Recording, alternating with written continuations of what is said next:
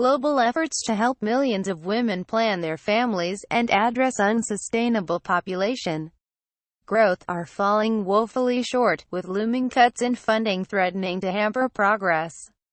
Further, campaigners warn, why we need to get contraceptives to teenagers. Podcast read more on the eve of a landmark summit in London called to accelerate family planning progress in 69 of the world's poorest countries. Latest figures show that an 8-year program to get contraception to more than 100 million women is way off target. Concerns are mounting, too, that policies introduced by Donald Trump slashing funds for family planning programs will exacerbate the problem.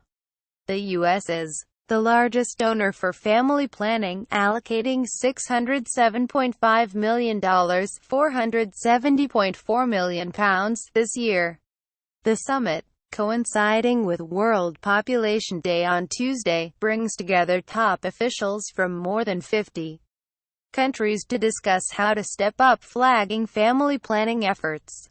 The target to get modern contraception to 120 million women and girls by 2020 was set 5 years ago. So far barely 30 million have been reached, nearly 20 million fewer than the plan required at this stage. The goal was established to bring international attention to an issue that reduces deaths in childbirth, improves women's economic chances, and also addresses concerns over the growth in the world's population, forecast to hit 8 billion in 2023 and almost 10 billion by 2050. The countries predicted to see the largest growth in population by the mid-century are those with some of the highest rates of unmet need for family planning. Recent UN predictions show that half the projected growth in population between now and 2050 will occur in Africa, a continent with the world's highest fertility rates and the lowest use of modern contraception. The population of 26 African countries is predicted to at least double by 2050.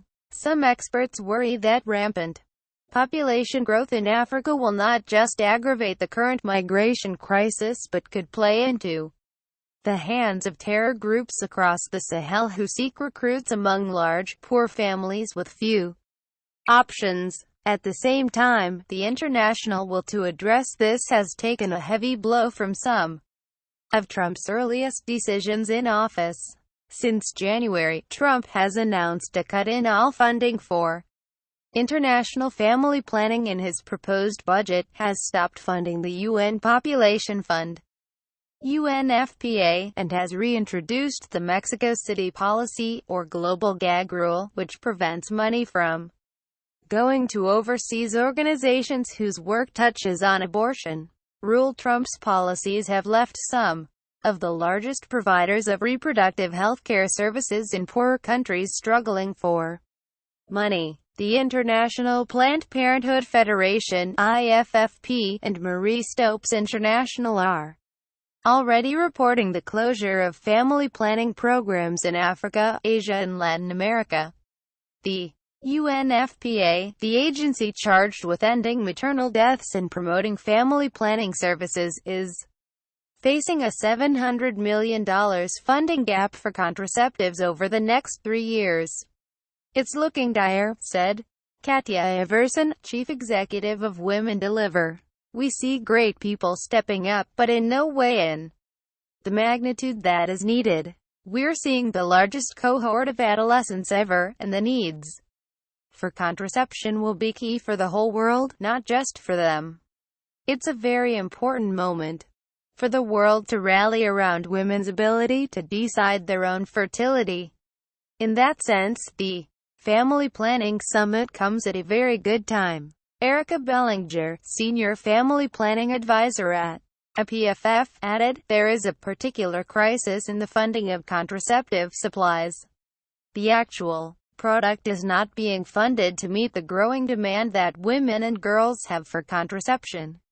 Beth Schlachter, executive director of FP2020, established after a previous family planning summit, in 2012 to work with governments to meet their commitments, said it was very unlikely the U.S. Congress would approve a budget with no money for family planning. But she added, "We remain in a period of incredible uncertainty. Funding issues are critical and an ongoing challenge for all of us to confront together. Countries and donors each have a role to play. At the same time, we don't want to lose momentum in supporting countries to achieve their own goals.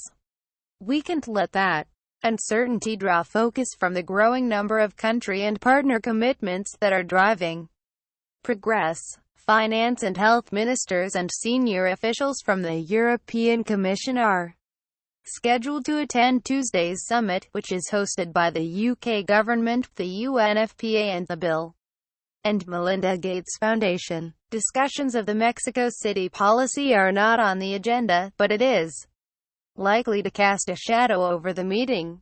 The U.S. is expected to send representatives, although not billed as a pledging conference. Some new funding commitments are expected to be announced. The UK, the second largest bilateral donor for family planning, is expected to pledge extra money, as is the Gates Foundation. Canadian delegates are likely to use the conference to outline how their country plans to spend the $650 million it has earmarked for reproductive health over the next 3 years. Melinda Gates said the summit was coming at the right time. Funding is being squeezed when we need it the most, because the biggest ever generation of girls is entering adolescence, she said. If they are empowered to decide if and when to get pregnant, they can invest in themselves and their families. If they are not empowered, they may well be trapped in the same cycle of poverty as their parents. A number of companies are also expected to make announcements, which could include plans to fund family planning services to workers. According to the Guttmacher Institute, the cost of meeting all women's needs for modern contraception in poorer countries would cost $1.75 per person per year, and would result in a 75% decline in unintended pregnancies, unplanned births and abortion annually. Universal access to family planning is included in the Sustainable Development Goals, adopted by 193 countries in 2015.